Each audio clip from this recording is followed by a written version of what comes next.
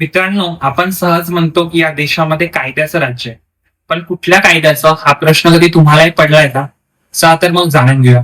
नमस्कार, मी ऍडव्होकेट तुषार गीते. सर्वात आधी कायदा म्हणजे काय ते समजून घेणं अत्यंत गरजेचं आहे. तर कायदा म्हणजे सेट ऑफ रूल्स किंवा सेट ऑफ रेग्युलेशन्स जे देशामध्ये राहणाऱ्या नागरिकांच्या कृतींना नियंत्रित करतं. आणि हे कायदे सहसा कायदे मंडळाकडून अर्थात पार्लिमेंट किंवा स्टेट लेजिस्लेचर कडून बनवले जातात. सर्वात आधी बोलायचं झालं तर भारताचे संविधान अर्थात कॉन्स्टिट्यूशन ऑफ इंडिया हा आहे सुप्रीम लॉ ऑफ लँड, म्हणजे ह्या देशातील सर्वोच्च कायदा. हा आपल्या अधिकारांचा आणि ह्या देशामध्ये बनणाऱ्या विविध कायद्यांचा पाया असतो. भारतीय संविधानाला अनुसरून सर्व कायदे बनणं बंधनकारक असतात. जर कुठला कायदा भारतीय संविधानाच्या कलमांच्या विरोधात जात असेल तर तो कायदा रद्द ठरवला जातो.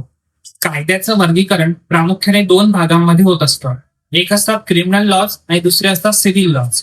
क्रिमिनल लॉज मध्ये सर्वात महत्वाचा कायदा आहे द इंडियन पिनल कोड, जो आता बदलून भारतीय न्याय संहिता झालेला आहे. यामध्ये सर्व गुन्हे, त्या गुन्ह्यांच्या व्याख्या आणि त्या गुन्ह्यांमध्ये किती शिक्षा दिली जाईल या संदर्भातली सर्व माहिती दिलेली असते.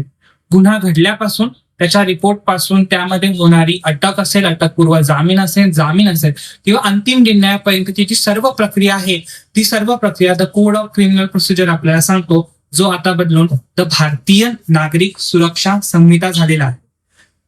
याचप्रमाणे सिव्हिल कायद्यांमध्ये सिव्हिल केसेसमध्ये जी काही प्रक्रिया होते, सिव्हिल कोर्ट जी काही प्रक्रिया अवलंबत असतात ती सर्व प्रक्रिया the code of civil procedure मध्ये दिलेली असते आणि सर्व सिव्हिल कोर्ट यानुसारच काम करतात. या दोन्ही केसमध्ये दोन्ही पार्टीकडून, दोन्ही पक्षकारांकडून जे एव्हिडन्सेस, जे पुरावे मांडले जातात त्या पुराव्यांविषयीची संपूर्ण माहिती, त्याची वैधता आणि त्याची प्रक्रिया द इंडियन एव्हिडन्स ऍक्ट, जो आता बदलून द भारतीय साक्ष अधिनियम झालेला आहे, हा आपल्याला सांगत असतो.